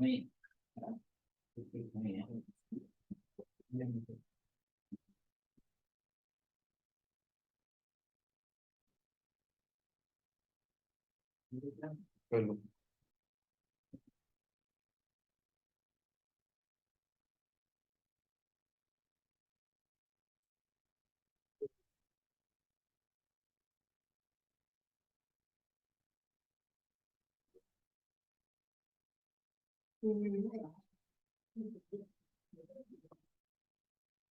Madam आप इससे एनालिसिस से काम करते हैं ना, हाँ जी।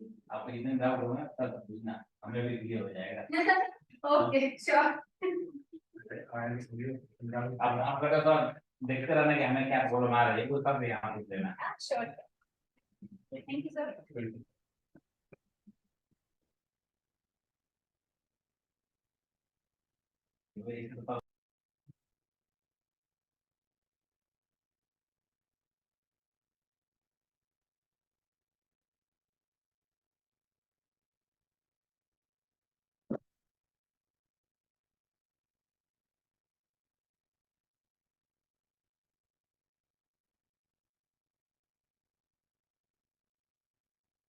सर। हेलो, हाँ हाँ जी सर। सर आप वहाँ पूछो, क्वेश्चन पूछो आप, कोई क्वेश्चन है आपको तो। सर मेरे को ये पूछना था, जितना मतलब ये जो आप करा रहे हैं ये तो मतलब ये समझ आ रहा है, बट सर थोड़ा सा और स्ट्रॉन्ग करना, मतलब फिर कहाँ से मतलब ले आऊं थोड़ा बहुत। अभी ना एक क्लास आप ही अटेंड करो, ठीक है। तो इस हफ्ते मैं फ्री हूँ, एक बार आप मैम से बात कर लेना, वो आपको असाइनमेंट सेंड कर देंगी। पहले मैं ग्रुप में सेंड करूंगा, आप लोग भी ग्रुप में ऐड नहीं होना चाहिए अभी, ठीक है। तो आप लोग बात कर लेना, एक ग्रुप अपना फॉर्म करवा देंगे, ठीक है। तो उस ग्रुप में ही असेसमेंट शेयर कर सकता हूँ। एक्चुअली मेरे पास परमिशन नहीं है शेयर करने की, ठीक है, तो मैं ग्रुप में ही शेयर कर सकता हूँ, ठीक है। मतलब ग्रुप बनाना व्हाट्सएप ग्रुप, ये मैम से बोल देना आपको इंक्लूड कर देना, ठीक है। तो तभी मैं आपको सारे असेसमेंट शेयर कर दूंगा। हर एक बैच का अलग ग्रुप होता है, ठीक है, तो उसके बनाए मेरे साथ शेयर नहीं करते हैं, ठीक है। तो उसमें ही आपको सृष्टि ये सारी डिटेल्स, पीपीटी और क्या कहते हैं हमारा डेटा जितना भी है कॉन्सेप्ट वाला, मैं शेयर कर सकता हूँ, ठीक है। तो वहाँ शेयर कर दूंगा आपको, ठीक है। और कोई क्वेश्चन, आगे बढ़े? नो सर, आगे तो वैसे तो कोई क्वेश्चन नहीं, बट सर ये होता है ना कि मतलब आप मुझे मतलब समझाते हो अच्छे से, बट मैं समझ पाती हूँ, बट ये होता है ना कि पहले कभी नहीं किया हुआ है, तो इसके अकॉर्डिंग थोड़ा प्रॉब्लम आती है ना, तो सर फिर उसको मैं बता नहीं पाती, तो इसलिए मैं मैम से आप रिकॉर्डिंग लेते हो? क्या कह रहा था। रिकॉर्डिंग लेते हो क्लास की? ये सर जब तो रिकॉर्डिंग क्लासेस करके तभी तो देखती हूँ, वो रिकॉर्डिंग तो मैं बोलती हूँ मैम को कि रिकॉर्डिंग क्लासेस मुझे लेनी है। ठीक है, ठीक है, तो ऐसा करेंगे कि एक दिन है ना 15-20 मिनट का ना क्लास में ही ना डाउट सेशन रखेंगे, जब तक ग्रुप फॉर्म नहीं होता, ठीक है। तो पंद्रह ओके। बीस में अगर लगता है कि क्लोज हो जाएगा तो क्लोज कर देंगे, ठीक है। Okay sir. ठीक है, तो मैं आगे थोड़ा सा समझा रहा था। ये बेसिक फंक्शन आपको थोड़े से पता है, ये सब पता थे थोड़े बहुत? हाँ बहुत जो भी अच्छा, वो नया सीखा मैंने। अच्छा, टेक्स्ट जॉइन वाला, टेक्स्ट में आया नया सीखा। अच्छा ये नया सीखा है, अच्छा ठीक है। ये क्या होता है कि कभी कभार मिक्स चीज पता चल जाती है, या पता चल ही जाता है कुछ ना कुछ नया। कुछ पता है भी हाँ, नेक्स्ट जो हमारा फंक्शन है वो फाइंड फंक्शन है। अब फाइंड फंक्शन करता क्या है, इसको सिंपल भाषा में समझ लेते हैं, ठीक है। तो फाइंड फंक्शन का काम है पोजीशन फाइंड करना। क्या फाइंड करना? पोजीशन फाइंड करना। अब पोजीशन का मीनिंग क्या है पहले यहाँ समझ लेते हैं। जैसे कि यहाँ पे लिखा हुआ है विशाल, अब मैं चाहता हूँ इसकी पोजीशन मुझे पता चले कि जो पोजीशन किसी भी लेटर की पोजीशन है, कोई भी मेरे क्या कहते हैं जो वैल्यू लिखी हुई है उसके करेक्टर की पोजीशन है। तो एग्जाम्पल के लिए मैं यहाँ पे लिख देता हूँ कि जो इसके अंदर एस लिखा हुआ है, मुझे इसकी पोजीशन क्या हो पता चल जाए। क्या पता चल जाए? एस की पोजीशन पता चल जाए। तो मैंने यहाँ पे जाके लिखा फंक्शन फाइंड, ठीक है, फाइंड फंक्शन लिखा और डबल इन्वर्टेड कॉमा में लिखा एस, ठीक है। और एस लिखने के बाद ये मुझे कहाँ से अगर जो डेटा ढूंढना है वो सेल बता दिया, इसके अंदर से क्या ढूंढना है, ये वैल्यू ढूंढनी, और मारा मैंने एंटर। तो ये क्या बता रहा है? Third position. क्या बता रहा है? Third position. अब मैंने यहाँ पे क्या लिखा था, नंबर ऑफ करेक्टर्स हमारे कितने हैं? 6 हैं टोटल। कितने हैं? 6। अब तीसरे करेक्टर पे क्या है? ये विशाल है, ठीक है। विशाल के अंदर जो एस है वो तीसरे करेक्टर पे है, ठीक है।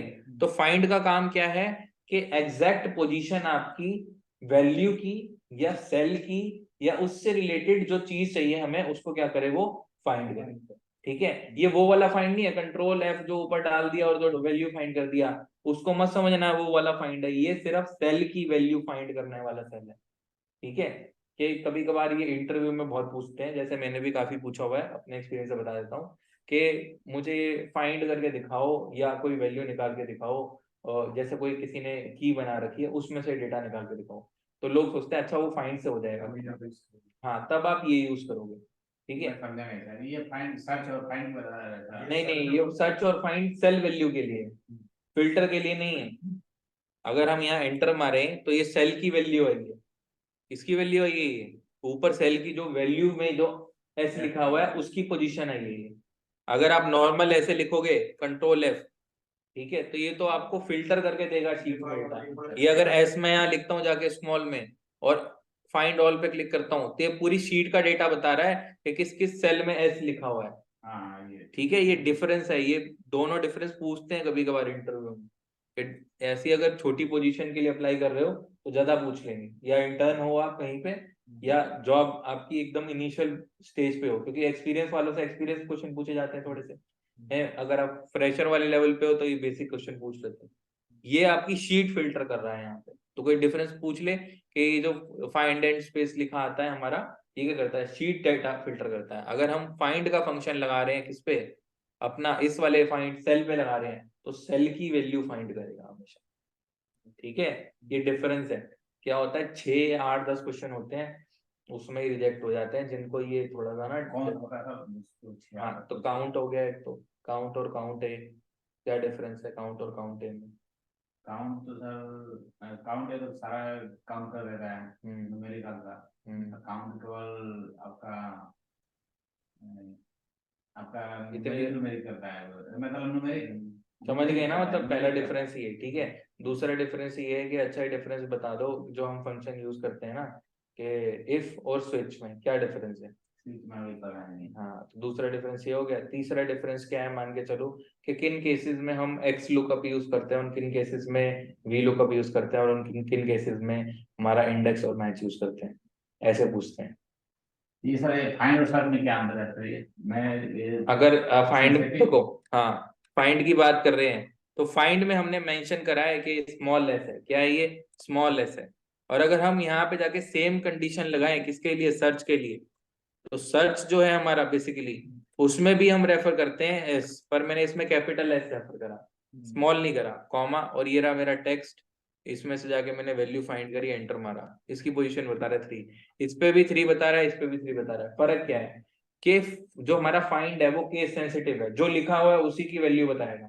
अगर मैं यहाँ जाके चेंज कर दूं इसको, यहाँ जाके लिख दूं कैपिटल में एस, एंटर, तो वैल्यू क्या हो गई, चेंज हो गई। उसको नहीं समझ आ रहा कैपिटल एस उसके लिए क्या है, ठीक है। तो ये किसके लिए, फाइंड के लिए, केस सेंसिटिव है, ठीक है। तो इसलिए हम जो समझ रहे हैं चीजें, ये थोड़ी बेसिक लेवल पे समझने वाली चीजें। क्या होता है कि ये हाँ, ये पूछते बहुत है, जैसे मैं भी पूछता हूँ कि कभी कभार पूछ लेता हूँ बच्चे से ऐसे ही कि पाइवट टेबल और पाइवट चार्ट में डिफरेंस क्या होता है, ठीक है। तो अब वो कंफ्यूज हो जाता है क्योंकि वो सोचता है कि अच्छा पाइवट टेबल तो मेरी डेटा भी बनाती है और चार्ट भी बनाती है, तो चार्ट में फर्क क्या होता है पाइवट टेबल में? हाँ, जब वो दोनों तरफ से जाके लेते हैं साथ साथ में, टेबल के साथ भी। बताओ क्या फर्क होता है? चार्ट चार्ट तो सर ऐसे वो हो गया, क्या बोलते हैं, वो क्या हो गया? ओवरव्यू हो गया, मतलब दिखाता है उसमें, और टेबल जो होता है उसमें डाटा होता है, चार्ट का डाटा। चार्ट भी होता है, टेबल तो करता है। जो आपके चार्ट बनते हैं ना, प्राइवेट चार्ट, वो इक्वल टू रेफरेंस पे बनते हैं। Equal to reference. हाँ, ठीक है। जो इक्वल टू रेफरेंस होती है ना आपकी, जैसे पाइवट टेबल आपने बना ली, ठीक है। पाइवट टेबल के अंदर जब आप इक्वल टू रेफरेंस किसी दूसरे सेल में रेफर करोगे उस डेटा को, फिर उसका चार्ट बनाओगे, तो वो पाइवट चार्ट कहलाता है। वो पूछते हैं डिफरेंस, ये पाइवट टेबल और चार्ट में फर्क क्या है। वो इक्वल टू रेफरेंस पे चलता है आपका, बना तो दोगे, उसी पे क्लिक करके चार्ट बना दोगे, पर उसने किसी ने पूछ लिया, डायनामिक तो है नहीं, चेंज तो होगा नहीं हमारे हिसाब से जैसे चाहिए। तो पहला डिफरेंस ये है। तो ये ऐसी चीजें हैं, मतलब जो अगर मैं एक्सेल इंटरव्यू थोड़ा बहुत कभी कभार ले लेता था तो ये पूछ लेता था, ठीक है। ये बच्चे चले गए सर। अब गए अपने हिसाब से गए, क्या कर सकते हैं। देखो,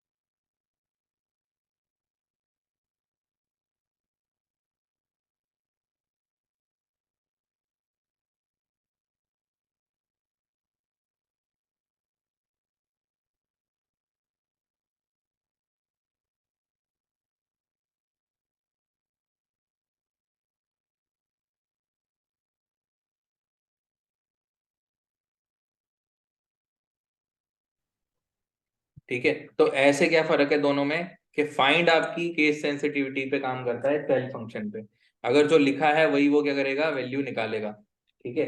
तो एग्जांपल के लिए मैं आपको थोड़ा सा दे देता हूँ बनाने के लिए कि हम कैसे कैसे सब सारी चीजें देख सकते हैं, ठीक है। तो अब जो हमारा डेटा है, ये पहला डेटा है जिससे हमें कोई वैल्यू निकालनी है, ठीक है।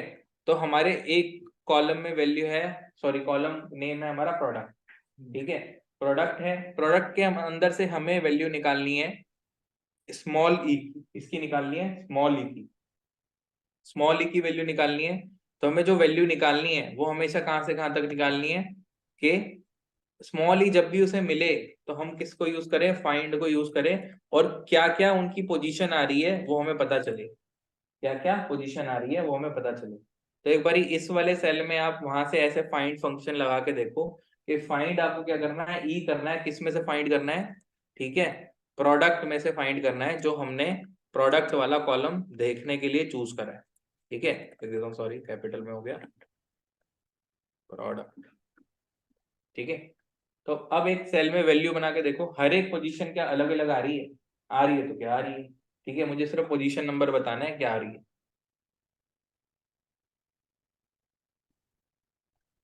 प्रोडक्ट की पोजीशन बतानी है। हाँ प्रोडक्ट की, इसके आगे प्रोडक्ट है, ये रहा प्रोडक्ट, इसमें ई की पोजीशन क्या है, ई की हाँ फाइंड से निकालनी है, फिर ये सेम निकालना इससे क्या नाम है, सर्च से, दूसरे सेल में, ठीक है। प्रोडक्ट में ई की पोजीशन बताना है। हाँ जी, तो ई तो इसमें दो है तो पहले वाले की तो बताएगा पोजीशन, वही तो दिखाने के लिए कर रहा हूँ।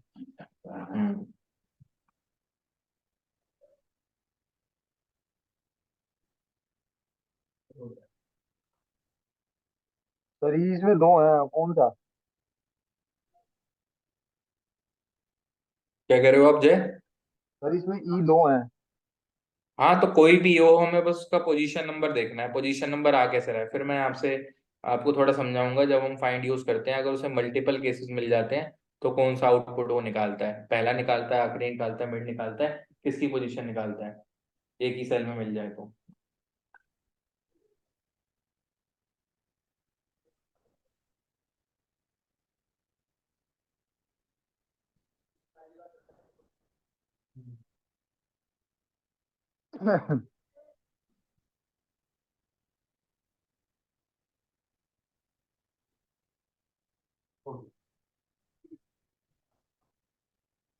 पहली पोजीशन निकाल ली, आ गया, 6 आ रहा है, और जहां पर नहीं है वहां पे वेस्ट का वैल्यू का एरर आ रहा है। ऐसे ही लिखा है फाइंड। जहाँ फर्स्ट है वहाँ पे लिखना है।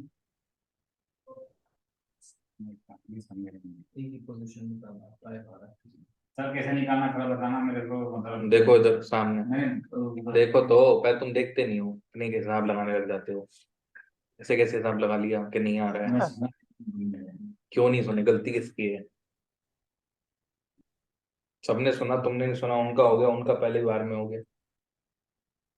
देखो हमने क्या कहा है, हमें ई की पोजीशन निकालनी है, किसमें से, जब भी हम कोई प्रोडक्ट की सेल की वैल्यू देखेंगे तो ई हमें निकालना है, तो सबसे पहले तो हमने वो लिखा जो निकालना है, कहाँ से निकालना है वो टेक्स्ट लिखा, ठीक है, टेक्स्ट हमारा है कहाँ पे, इस वाले सेल में। अब इसके अंदर कितने ई है, ये ई है, फिर ये ई है, दो ई हो गए। तो फाइंड क्या काम कर रहा है इसमें, फाइंड जा रहा है, सबसे पहली जो चीज उसे मिल रही है वो उसको बता रहा है, ये पोजीशन मुझे पहली ई की मिली है, तो उसके लिए उसने आउटपुट क्या लिखा है कि इसकी पोजीशन नंबर क्या है, 5, क्या है 5।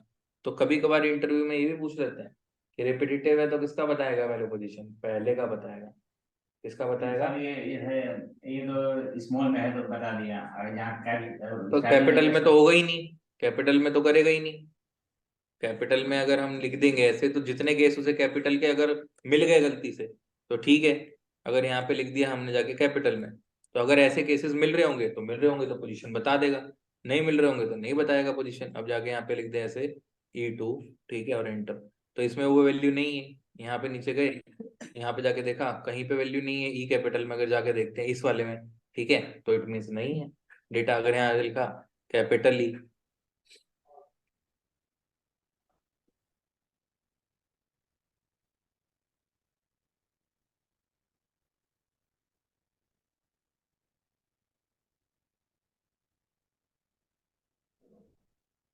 कोई नहीं है कैपिटल ई,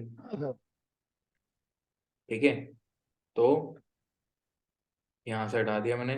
अब अगर जाके सेम केस हमें सर्च से लिखना हो तो सर्च भी सेम काम करेगा, बट कोई डिफरेंस पूछ ले तो डिफरेंस ये है कि जरूरी नहीं है कि हम केस सेंसिटिविटी मेंशन कर रहे हैं, अगर केस सेंसिटिविटी मेंशन कर रहे हैं तो फाइंड ही हमेशा हमें सही आंसर देगा, सर्च नहीं देगा।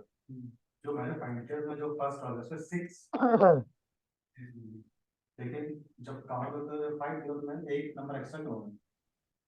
एक्स्ट्रा आ रहा है, कौन सा कॉलम सिलेक्ट करें? C2 किया, C पे है और जो C2 को रिजल्ट किया हमने। उसमें एक extra column, sorry extra space add होगा उसमें, उसमें एक एक्स्ट्रा स्पेस ऐड होगा, देखो जाके स्टार्टिंग होगा नहीं तो मैं बताता हूँ।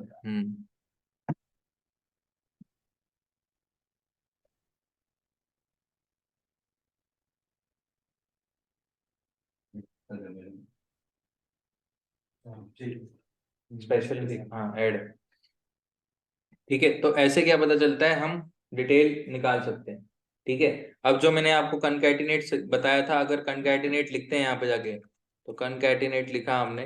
अब मैं आपसे कनकैटिनेट करने के लिए कहता हूँ कि कनकैटिनेट करो आप किसको, सेगमेंट और कंट्री को, सेगमेंट और कंट्री को कनकैटिनेट करो। तो यहाँ मैं लिख देता हूँ कैसी वैल्यू बन के आनी चाहिए, यहाँ पे समझाने के लिए यहाँ लिखा मैंने सेगमेंट। जब भी हम लिखेंगे सेगमेंट, इसके बाद इसके बीच में क्या है, डॉलर का साइन है, क्या है, डॉलर का साइन। और फिर हमने लिखा क्या, कंट्री।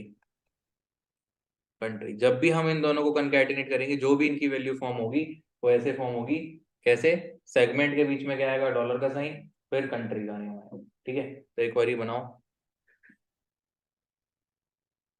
मतलब जैसे आपने वो की बनानी थी, वही समझा रहा हूँ, क्या है, बेसिक चीज है, नहीं समझाऊंगा ना तो ऊपर से आ जाएगा।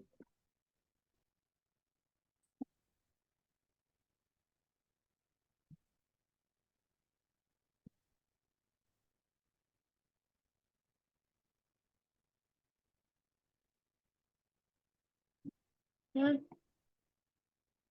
सर हेलो, जी हाँ बोलो। जी सर, मैं ये पूछ रही हूँ कि जैसे मतलब हमारे हमें किसी भी प्रोडक्ट की वैल्यू फाइंड करनी होती है, तो जो हमारे पास में प्रोडक्ट होता है, तो सर मतलब उसमें हमारे पास में कितने भी लेटर होते हैं, अगर हमें जिस भी लेटर की हमें वैल्यू फाइंड करनी होती है, तो सर हमें वो जो लेटर पहली बार रिपीट हो रहा है, तो उस लेटर की वही पोजीशन आएगी। हाँ जी, हाँ जी, हमेशा पहली पोजीशन बताएगा फाइंड।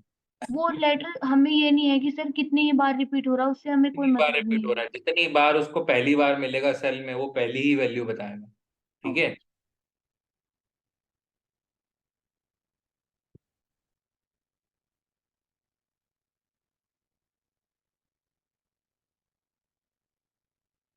सेगमेंट में क्या करना है, सेगमेंट और कंट्री जोड़ना है। हाँ जी, बीच में डॉलर का साइन आना, हो गया सर। ठीक है, ठीक।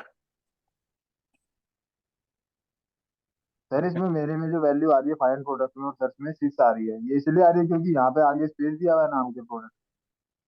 एक बारी समझ नहीं आया, दोबारा बोलना, स्क्रीन शेयर करो। हाँ इसलिए फिर और स्पेस बुलियन आएगा। अगर हाँ स्पेस एक्स्ट्रा लगा हुआ है तो स्पेस के बिहाफ पे आ रही है वैल्यू, ठीक है। अच्छा अच्छा, वो मैंने वहाँ पे स्पेस हटा के देखा तो वैल्यू वापस 5 हो गई और फिर लगाया तो 6 हो गई इसलिए। हाँ हाँ, हो गई होगी, कोई दिक्कत नहीं, हो गई होगी, तो ये ठीक है। स्पेस को भी जो है ऐसे मतलब कैरेक्टर की तरह रीड काउंट कर लेता करेंगे। है, रीड कर लेता है, कर लेता है रीड, ठीक है।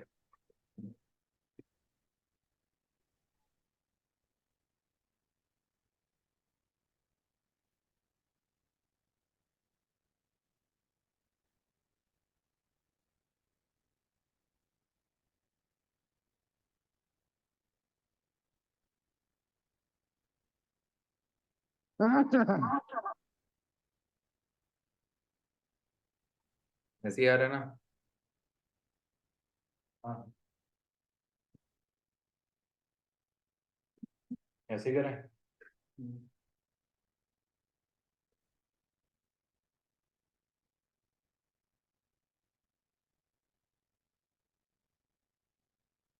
ठीक है, फिर इस क्लास को इतना ही रखते हैं, कल इसके आगे कंटिन्यू करेंगे, ठीक है।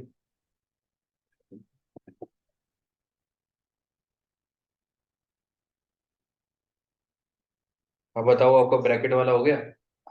हाँ ब्रैकेट वाला हो गया, मैं कह रहा था ना ब्रैकेट की गड़बड़ है। ब्रैकेट की गड़बड़ नहीं थी।